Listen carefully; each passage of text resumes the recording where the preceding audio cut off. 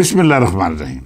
सज्जनों ते मित्रों, रिजवान रज़ी के मामले में हर बंदे ने अपनी अख नाल वेखिया है। हर किसी का नज़रिया वक्खो वक् तो इस बारे राय भी वखरी है, पर जेकर असी खालसतर शौरी जाविया ने वेखीए तो यह मसला इंतहाई अहमियत इख्तियार कर जाता है। इस मसले राही असी उस मुखासमत का ज़्यादा लै सकते हैं जिहड़ी साडे प्यारे पाकिस्तान में सुबाईयत ते लसानियत की बुनियाद पर फैलाई गई। बदकिस्मती नाल देश पंजाब के वसनीकां नूं हमेशा इल्ज़ाम दिता गया कि पूरे पाकिस्तान के वसाइल उत्ते काबज़ ने। इन्हां बारे कौम परस्त सिंधियां, पठाणा ते बलोचां ने एक अजिही हवा बनाई कि जिवें मुल्क की 62% आबादी वाला यह सूबा दूजियां दा हक मार रहा है। ये जवाब में पंजाब की सियासी अशराफिया नूं चाहिदा सी कि अपना मुकदमा भरवे तरीके नाल लड़दी, पर इन्हें हमेशा तो मुजरमाना चुप इख्तियार करके ना सिर्फ अपने लोगों के इस्तेहसाल में बराबर की शराकतदारी लई बल्कि उस जुल्म में शरीक हुई जिसका नतीजा पंजाबी मजदूरों ते पंजाबी शनाहत की कतल की सूरत बरामद होया। रिजवान रज़ी के नज़रिए नाल इख्तलाफ करने का तुहानूं पूरा पूरा हक हासिल है। जिवें वो एक खास जमात के नज़रिए तो मुतासर है, जे तुहानूं उहदे नाल इख्तलाफ है तो तुसीं भी किसी होर जमात के नज़रिए तो मुतासर होकर उड्डा ही वड्डा जुर्म कर रहे हो। मतलब ये कि किसी सियासी नज़रिए नूं इख्तियार करना या उहदे ज़ाविये नाल हालात वाक़ियात देखना कोई जुर्म नहीं, बल्कि खालसतर जमहूरीयत का एक रूप है। रिजवान रज़ी बाज़ औक़ात अपने सियासी मुखालफां बारे अजे गुफ्तगू भी करता है जिहड़ी एक खास हद क्रॉस कर जाती है।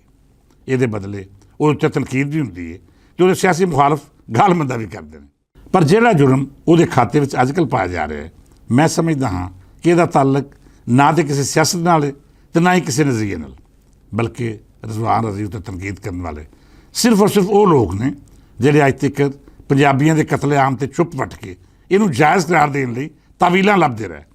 ये वही तबका है जिहड़ा समझदा है कि पंजाब दूजे सूबे का ना सिर्फ इस्तेहसाल कर रहा है बल्कि जिहड़ी खुशहाली इस सूबे में वाली दिंदी है वो दर हकीकत दूजे सूबे को खोए हुए हक ने। मैं इस तबके नूं कोई जवाब देने तो पहला ये आखना चाहांगा कि बेलियो, कई तुसीं ये भी सोचा है कि पंजाब जेकर वड्डी आबादी वाला सूबा है तो फिर टैक्स कितना अदा करता है? कि ये टैक्स सारे का सारा पंजाब की लुकाई तो सूबे की तरक्की नहीं खर्च होता है? कि हर साल पंजाब के पानियों विचों दूजे सूबे लिए इजाफी पानी नहीं खोया जाता? कि पंजाब के बालों का हक खो के इत्थे दूजे सूबे के बालों पढ़ाने लई सीटां मुकसद नहीं कीतियां जांदियां? कि NFC अवार्ड विचों पंजाब का हिस्सा घटा के दूजे सूबे की तरक्की लई पैसा वक्फ नहीं किया जाता? कि पंजाब के वसन वालियां पेट्रोल की एक एक बूंद उत्ते टैक्स अदा करके बलोचिस्तान के सिंध की खुशहाली हिस्सा नहीं पाया? बेलियो, दर हकीकत प्रापेगेंडा इसे शायद ना है कि तुम एक झूठ में इन्ना बोलो कि वो लोगों को सच लगने पावे। रिजवान रज़ी ने भी इस प्रापेगेंडे का जवाब दिता। उन्हें 100% ठीक गल की कि जेकर पंजाब की जमीन आबाद करने लई पानी के मसले पर आवाज़ चुको तो कुछ कौम परस्तां नूं अग ही लग जाती है। डैम बनाने तो दूर की गल है, पानी इकट्ठा करने लई टोया भी पट्टीए तो कुछ बांदरा नचन टप्पण वाले कौम परस्त सिंधी तमाशा खड़ा कर लेंदे ने। रिजवान रज़ी होरां बिल्कुल जायज़ गल कीती सी। ये गल पंजाब के सरकारी फोरम तो होनी चाहिए सी, पर बदकिस्मती कि साडे पंजाब की क्यादत अज भी खसी है। ये ज़ाहिर करने की कोशिश कर रही है कि जिवें वो दूजे सूबे की मुजरम है। ये नाल वक्ती तौर पर सियासी फायदा तो चुकया जा सकता है, पर याद रखना कदे भी इन्हां सूबे में बैठे कौम परस्तां ने तुहाडे उत्ते रहम नहीं करना। की तुसीं ये सोच सकते हो कि जिवें पंजाब विच दूजे सूबे नाल जुड़त रखने वाले कारोबार करते हैं, कोई पंजाबी अपनी सूबाई शनाहत के नाल उत्थे जाके भी कारोबार कर सकता है? जे तुहाडा जवाब नहीं वेचे फिर जान लवो कि रिजवान रज़ी ने जिहड़ी गल कीती या फिर जिवें कौम परस्तां नूं जवाब दिता वो पंजाब के 78 वर्ष की चुप का नतीजा है। हुण हर पंजाबी बोलेगा तो अपने हक का मुकदमा भी लड़ेगा। तुसीं एक रिजवान रज़ी नूं पाबंद नहीं कर सकते कि तुहाडे दिते अल्फाज बोले तो हाथों गैर मशरूत माफ़ी मंगे, फिर तुसीं ये भी आखो कि वो इस नाकरदा जुर्म का एतराफ़ इंज करे जिवें खोरे उन्हें पाकिस्तान तोड़न की वड्डी साजिश की। सज्जनों ते बेलियो, सब तो पहला मैं उस बदबख्त कामा कमेटी नूं आखांगा कि तुहानूं जरा शर्म नहीं आई कि तुसीं एक अजिहा पंजाबी सहाफ़ी नूं बेइज्जत करने की कोशिश की जिन्हें हमेशा तुहाडी हुकूमत का मुकदमा लड़िया। तुसीं उहदे उत्ते इल्ज़ामां की बुछाड़ कर छड्डी, उहदी तोहीन करने कोई कसर नहीं छड्डी। एक कोई अदालत तो नहीं सी ना जिथे मुजरम खड़े होकर अपने जुर्मां का एतराफ़ करना जरूरी सी। इस कायमा कमेटी ने साबित किया है कि उन्होंने कौम परस्तां की बोली बोल रही सी जिहड़े हमेशा पंजाब नूं गाल कढ़दे आए हैं।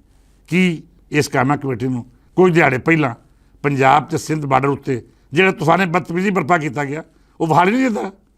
ਜਿਵੇਂ ਪੰਜਾਬੀਆਂ ਨੂੰ ਗਾਲਾਂ ਕੱਢੀਆਂ ਗਈਆਂ, ਧਮਕੀਆਂ ਲਾਈਆਂ ਗਈਆਂ, ਉਹਨਾਂ ਦੇ ਟਰੱਕ ਸਾੜੇ ਗਿਆ ਅਤੇ ਡਰਾਈਵਰਾਂ ਨੂੰ ਤਸ਼ੱਦਦ ਕੀਤਾ ਗਿਆ। ਇਸ ਕਾਇਮਾ ਕਮੇਟੀ ਦੀਆਂ ਅੱਖਾਂ ਉਦੋਂ ਕਿਉਂ ਬੰਦ ਸਨ ਜਦੋਂ ਪੰਜਾਬ ਬਾਰੇ ਹਰ ਉਹ ਬਕਵਾਸ ਕੀਤੀ ਗਈ ਜਿਹੜੀ ਕਿਸੇ ਵੀ ਮਹੱਜ਼ਬ ਸਮਾਜ 'ਚ ਕੋਈ ਗੁੰਜਾਇਸ਼ ਨਹੀਂ। ਇਹ ਬੋਝ ਨਾਲ ਭਰੀ ਹੋਈ ਕਮੇਟੀ ਅਤੇ ਇਹਦੇ ਮੈਂਬਰਸ ਸਾਬਤ ਕਰਦੇ ਨੇ ਕਿ ਸਾਡੀ ਅਸ਼ਰਾਫੀਆ ਅੱਜ ਵੀ ਪੰਜਾਬ ਨਾਲ ਦੁਸ਼ਮਣੀ ਵਿੱਚ ਮਾਜ਼ੀ ਤੋਂ ਘੱਟ ਨਹੀਂ। ਪੰਜਾਬ ਨੂੰ ਮੰਦਾ ਬੋਲ ਕੇ ਆਪਣੀਆਂ ਸਿਆਸੀ ਦੁਕਾਨਾਂ ਚਮਕਾਉਣ ਵਾਲੇ ਇਹ ਬਦਬਖਤ ਲੋਕ ਜੋ ਮਰਜ਼ੀ ਕਰ ਲੈਣ, ਹੁਣ ਪੰਜਾਬ ਦੀ ਆਵਾਜ਼ ਨੂੰ ਚੁੱਪ ਨਹੀਂ ਕਰਾ ਸਕਦੇ। ਹੁਣ ਪੰਜਾਬ ਬੋਲ ਰਿਹਾ ਹੈ, ਆਪਣੇ ਹੱਕਾਂ ਦੀ ਗੱਲ ਵੀ ਕਰ ਰਿਹਾ ਹੈ ਅਤੇ ਆਪਣਾ ਹੱਕ ਵੀ ਮੰਗ ਰਿਹਾ ਹੈ। ਇਸ ਪੰਜਾਬ ਦੇ ਸਾਹਮਣੇ ਉਹਨਾਂ ਸਿਆਸਤਦਾਨਾਂ ਦੀ ਕੋਈ ਅਸਲੀਅਤ ਨਹੀਂ ਜਿਹੜੇ ਪੰਜਾਬ ਦਾ ਹੱਕ ਮਾਰ ਕੇ ਸਿਰਫ ਔਰ ਸਿਰਫ ਆਪਣੀ ਸਿਆਸੀ ਦੁਕਾਨਦਾਰੀ ਚਮਕਾ ਕੇ ਆਪਣਾ ਇਕਤਦਾਰ ਪੱਕਾ ਕਰਨ ਤੋਂ ਵੱਖ ਕੋਈ ਨਹੀਂ ਸੋਚਦੇ। ਇਹਨਾਂ ਸਿਆਸਤਦਾਨਾਂ ਨੇ ਪੰਜਾਬ ਦੇ ਕੌਮੀ ਮਫਾਦ ਨੂੰ ਆਪਣੀ ਸਿਆਸਤ ਦੀ ਸੂਲੀ 'ਚ ਲਾ ਕੇ ਹਮੇਸ਼ਾ ਮੇਰੀ ਧਰਤੀ ਨੂੰ ਨੁਕਸਾਨ ਪਹੁੰਚਾਇਆ ਹੈ।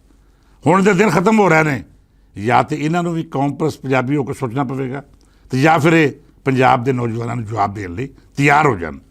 ਅਖੀਰ 'ਤੇ ਮੈਂ ਰਿਜ਼ਵਾਨ ਰਜ਼ੀ ਹੋਰਾਂ ਨਾਲ ਇਹ ਗੱਲ ਵੀ ਕਰਾਂਗਾ ਕਿ ਜੀ ਦਾਰਾ, ਤੂੰ ਜੇਕਰ ਪੰਜਾਬ ਦੀ ਗੱਲ ਕਰ ਰਿਹਾ ਸੈਂ ਫਿਰ ਦੁੱਲੇ ਦੇ ਖਰਲ ਵਾਂਗੂ ਆਪਣੇ ਪੈਰਾਂ ਉੱਤੇ ਭਾਰ ਪਾ ਕੇ ਖਲੋ ਜਾਂਦਾ।